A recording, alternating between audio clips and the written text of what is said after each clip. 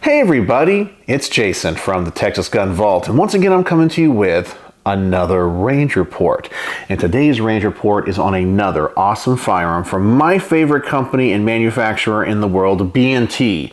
And today we're taking a look at the B&T APC223 Pro. So this is kind of the second generation of the APC223, and I have reviewed the first generation of this before. And there is a caveat to this video, because as I am filming this video in early January of 2023, the ATF currently has not published any rule changes regarding pistol braces. So as this gun sits right now, it is legally a pistol. So this video might not be future-proof. So before you frantically type in the comments and tell me, that's not a pistol, that's an SBR, you're an idiot, always make sure you check the date of publication before commenting and trying to show how smart you are. Because as I said, this video might not be future-proof and the status of this gun may change.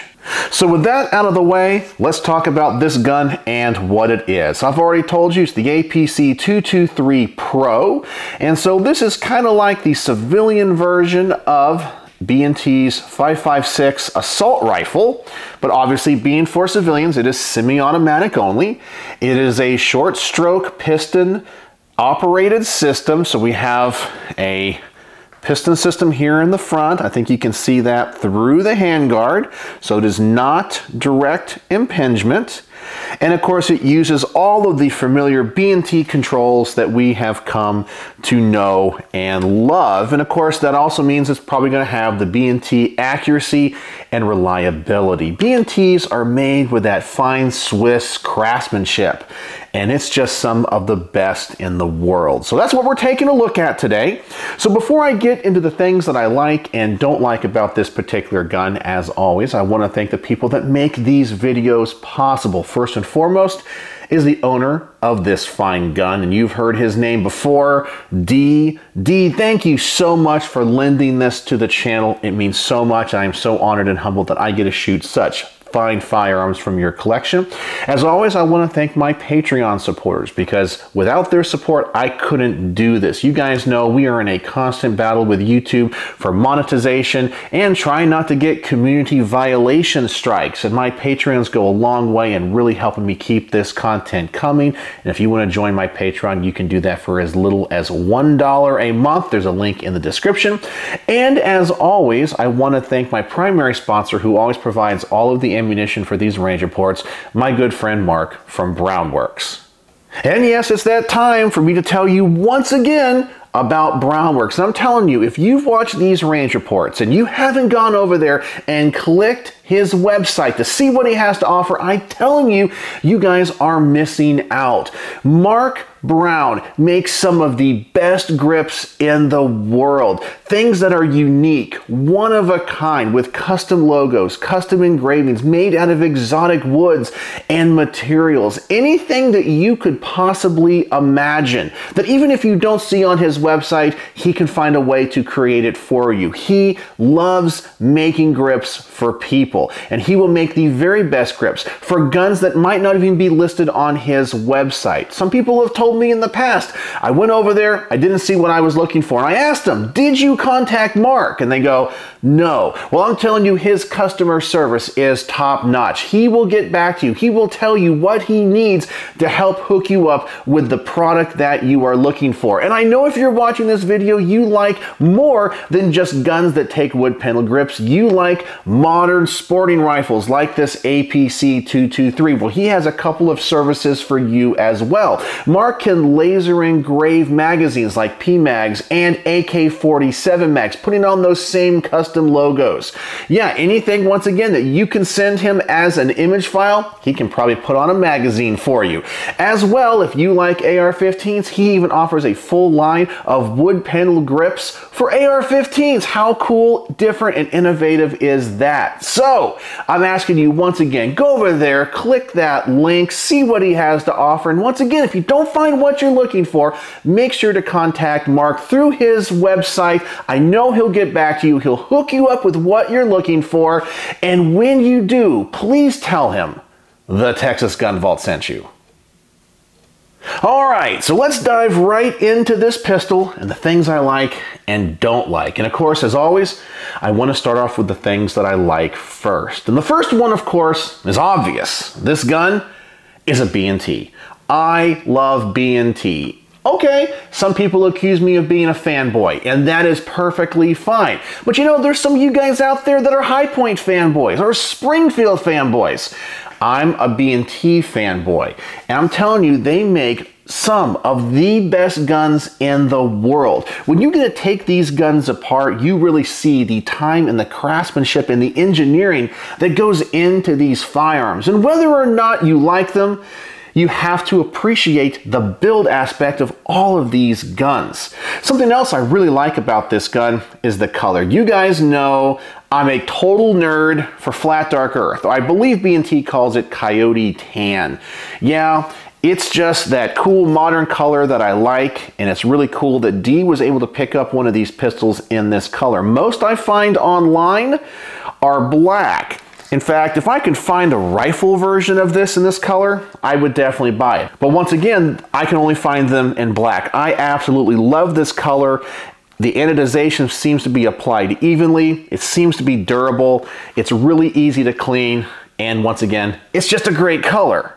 Something else about this pistol that I like is the barrel length. You know, when it comes to all these AR-15, AK-47 pistols or variants of those that have braces, many times the companies try to put on the shortest barrel they possibly can, many times getting around 10 inches.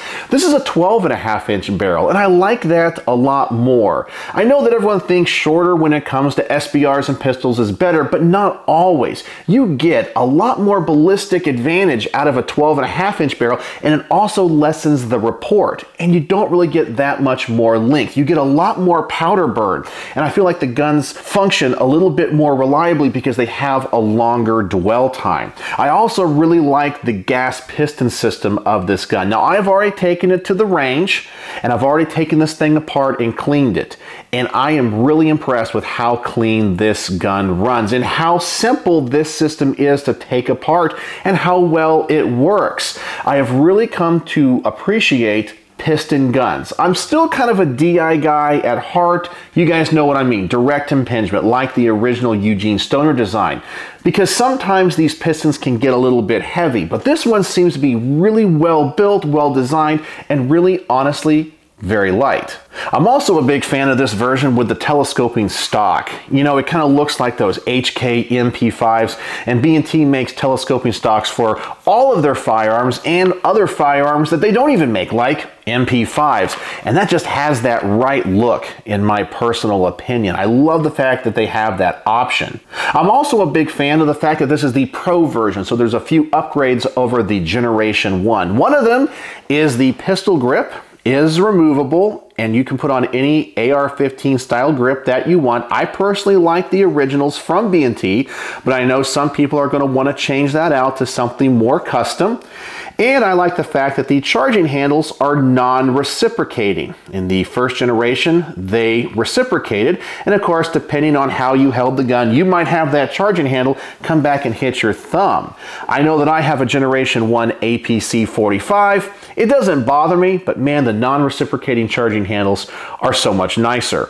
And we also have, of course, the ambi controls on the lower receiver, which is made of polymer. So if you're a righty or a lefty, you'll have no problems whatsoever shooting this gun. And the last thing that I really like about this gun, even though it's called the APC223, it really is chambered in 5.56. If you don't know, 5.56 and 223 are actually a little bit different. And for the most part, if a gun is chambered in 5.56, you can safely shoot 223, but if it's chambered in 223, you really can't shoot 5.56 through it. So despite the name, it really is in 5.56. All right, so now let's talk about a couple of the things about this gun that I don't like. And the first one is the same thing I always complain about when it comes to any of the Pro versions of the B&T firearms, and that has to deal with the bolt catch. The bolt catch on these is ambidextrous. It's right here, and you push down to release the bolt. And for me, I'm so used to pushing them in, like on a standard AR-15. It's just something to get used to. And even in the first generation, you pushed them in. And I guess it's just muscle memory for me. This is actually ergonomic. It's just different. And after you've shot so many other guns with that other system, you just have to train with this to break that habit. And I kind of feel like pushing in is just a little bit easier for me, but that's just because it's convenient because I've already developed that muscle memory. And the last thing I want to complain about, and I'm not really going to say it's a complaint, it's just kind of a gripe, but it's because the tolerances of these guns are so tight. And when you take them apart, it can kind of be a pain. And that is the takedown pins are always really, really hard to get out. Now on AR-15s, typically you can do it with your finger or maybe the tip of a bullet. Often on these, those pins are in there kind of tight, so you might have to have a punch and a hammer. And you'll see what I'm saying when I take this gun apart in the field strip video, which should come a day after I release this video. As I said, it's a small gripe. It's because the tolerances on these guns are so tight. It just makes having to take them apart at the range, if you don't have tools, a little bit more difficult. But that's really it. I love this gun so much just as it sits. It's so well designed, and I can't wait to shoot it. So speaking of which, let's get this thing to the range. As always, I'm going to start off by just setting the target out at 10 yards. I just want to see how this thing shoots, if I have any reliability issues, if anything presents itself that I want to talk about before taking it out to longer distances, and of course shooting it faster. So here we go at 10 yards, 20 rounds. Let's just see how this thing shoots and what I think about it.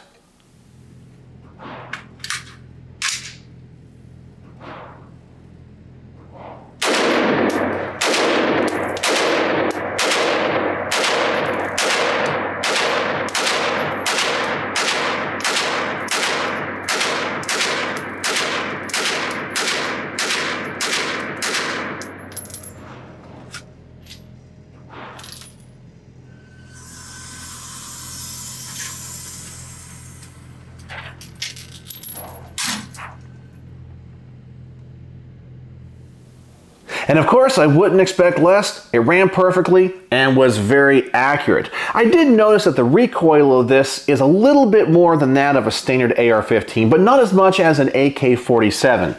Of course, being a B&T firearm, it does have that hydraulic buffer in there, which I know does a great job at mitigating that recoil. It just comes back in your shoulder just a little bit more than maybe you might be prepared for. I also think maybe because the receiver is so well designed in the back and that it's not overly long, when it comes to the length of pull of this pistol, which is the front of the trigger to the back of the brace, and by the way, the ATF currently regulates how far that can be on a pistol, is actually, for me, pretty good. Sometimes these pistols will have too short of a length of pull, and it's not comfortable for me to shoot at all. And something else I noticed about this gun when I was reviewing the footage is that it has a very consistent ejections, very strong, and it goes the same way every single time. So that tells you that this piston system is working great and everything internally is working like it should. So I have no issues, no problems, shoots accurate, and so far it seems to be a lot of fun. All right, so now I'm going to double the distance of this target, still shoot it offhand. I'm going to go for the head on this silhouette target, see if this group opens up. I know some of you guys are going to be asking me, what type of optic are you using on this? Well, today we are using the Aimpoint Micro T2, and I know that B&T has a special relationship with Aimpoint, and they kind of recommend you use Aimpoints on their firearms. So that's what I'm using today. So here we go, 20 yards, 20 more rounds for the head. Let's see how I do.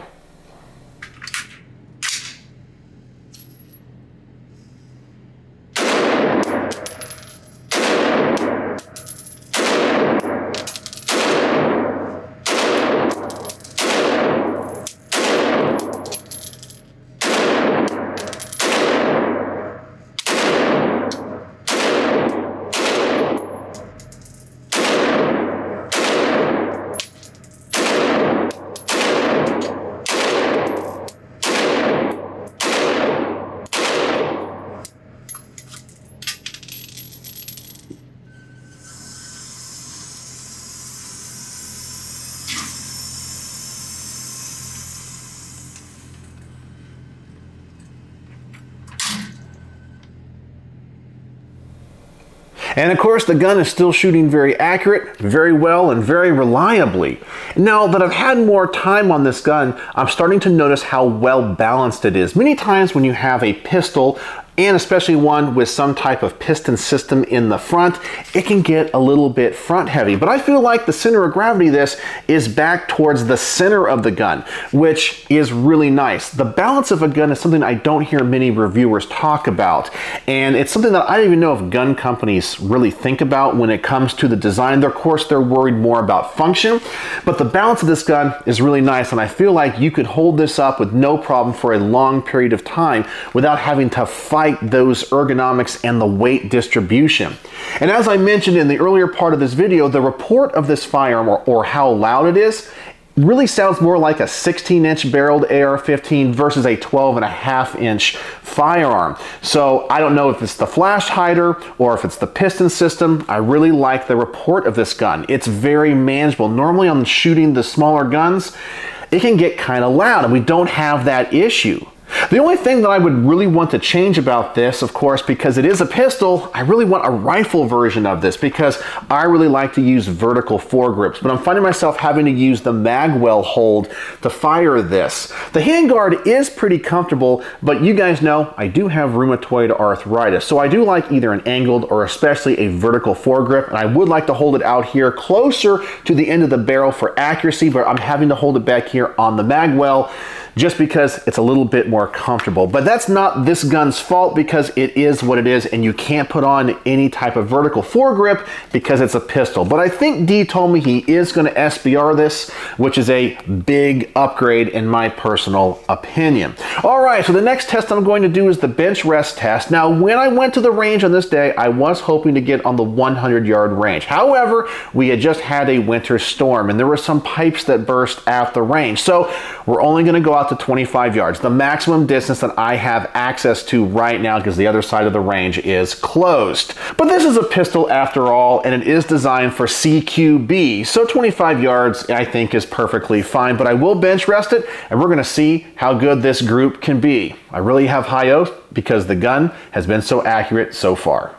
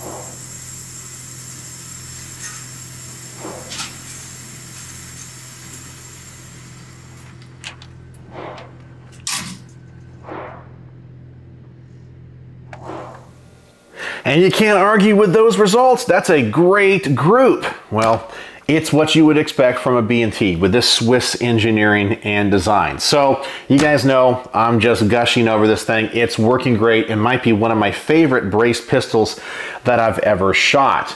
All right, well, I have my friend Brandon on this range report, and I like to give people that are with me a chance to shoot the guns and film them shooting them because you guys know sometimes my range reports and what I'm looking for can be a little formulaic. But these people give a fresh perspective to these guns and sometimes say things that I wasn't even thinking about. So having my friend Brandon here to shoot this thing and tell me what he thinks, I think is going to give us a little bit more insight. So let me give him some trigger time on this, see how he does, and see what he thinks.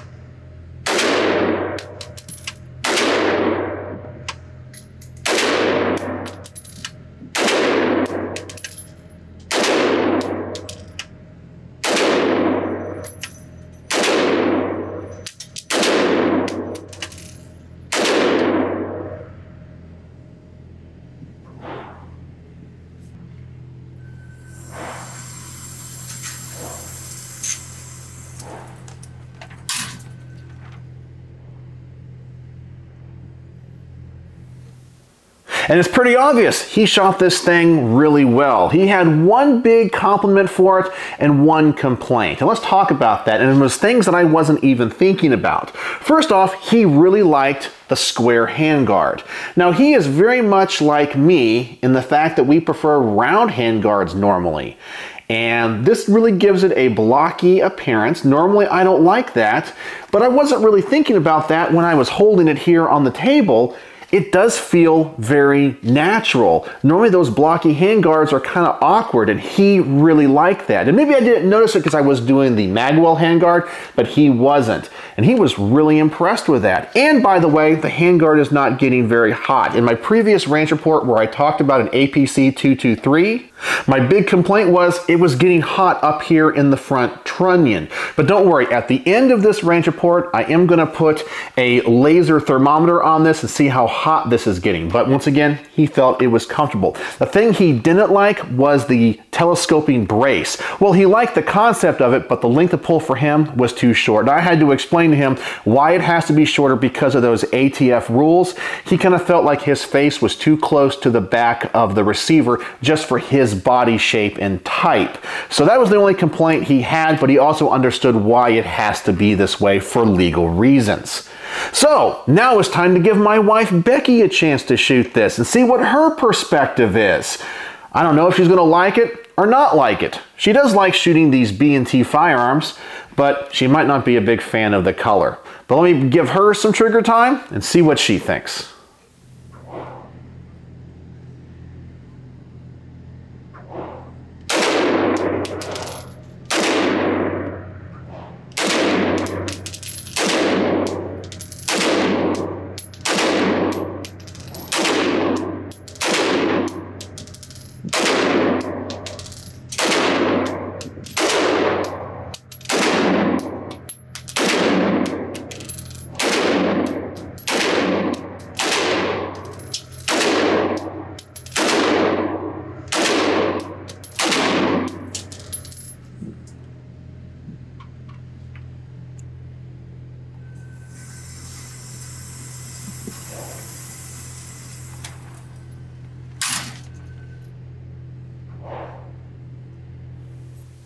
And as you can see from those results, she shot it very well too. She said she had no complaints. And I'm telling you, if my wife doesn't have a complaint about a gun, it's a good gun, because she can be really picky. And of course, she's not really looking at the mechanics or how tactical it is. It's just, is the gun fun to shoot? And she had a lot of fun, but she doesn't like the color. She would still want one in pink, but probably her second favorite color would be in black. She calls this baby poop brown. I understand why, but it's the color that I personally like. So it gets high marks for her, except for the color. But I love the color. All right, so the last thing I want to do is do the quick magazine / mag dump. Yeah, a little bit of the gun porn. I want to see how fast I can shoot this thing, how fast I can drop this magazine and get it back into action. The only thing that might slow me down sometimes is this bolt release. I've talked about the muscle memory. I got to drop it by pushing downward and not in. I think I'm going to do just fine on this. I just want to see how fast I can shoot this, and if I can remember to use the bolt release correctly.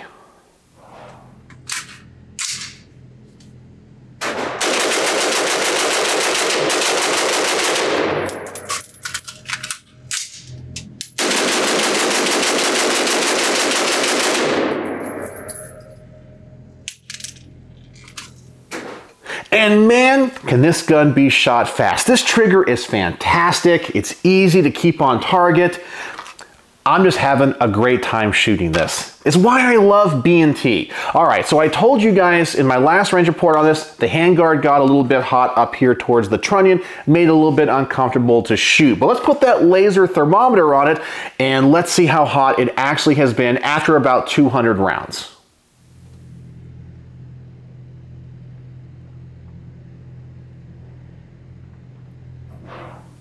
And there you go. It only got up to about 101 or 102 degrees. It's warm enough that you're going to feel it, but it's definitely not uncomfortable. And I'm sorry if you live in a country where you guys use Celsius. I have no idea how hot that is. I live in America. We use the imperial system and Fahrenheit, but you guys might have to do that conversion on your own. But 101 to 102 degrees Fahrenheit for this trunnion and handguard, which is a lot cooler, I'm telling you, than the other version. Did they change anything? I don't think so. I don't know why the other one got so hot, but this one is running a lot cooler, and once again making this range trip so much more enjoyable. So what are my final thoughts on the B&T APC223 Pro in my favorite color, flat dark earth or coyote tan? Well, I love this gun. I really do. Now, I will tell you, I might not want it in a pistol configuration. For me, I would love to have the rifle version of this, probably with the folding stock, but in this color. And as far as I can tell, B&T has never made that. I can only find them in that configuration in black, but I'm definitely going to be on the lookout. And after cleaning this gun, I am blown away with how clean the receiver was when I took it all apart. This thing runs reliably, it's exceptionally accurate, it runs clean, it's a B&T. I absolutely love it. But I'm going to give it a star rating based off of what the gun is as it sits here on the table and not the version that I would want. So, if this was a rifle version with a 16-inch barrel, I would definitely give it 5 out of 5 stars. However, it's not in my favorite configuration. You guys know I might not be the biggest fan of these braced pistols because of the shorter length of pull. But overall, this thing is easily going to get 4.5 stars out of 5. Yeah, it is awesome. I'd love to have a vertical foregrip on this thing. I'd like to have that longer length of pull, but the gun runs great. It is well machined, well made, well designed, and I think that B&T has really figured out how to make these rifle caliber firearms. I think they kind of cut their teeth on the pistol caliber ones, you know, the submachine guns. That's really how I found them as a company, but they have really come a long way, in my opinion, when it comes to their rifle caliber firearms. This is just awesome. So no complaints whatsoever. It is just beautiful, well built, well designed. Let me give you guys another look at this. Yeah, 4.5 stars out of 5 as a pistol. But I think if it was a rifle, it'd be 5 out of 5 stars. So I will definitely be on the lookout for a flat dark earth or coyote tan version of this in the rifle length, because I would definitely pick one up. And I think you guys, if you ever get your hands on this, would absolutely love it. And I hope you guys get a chance to shoot one if you haven't already. So let me know in the comment section below, do you own any of B&T's rifle caliber firearms, and what do you guys think? Do your experiences mimic mine? I would love to know. So, as always, thanks for watching.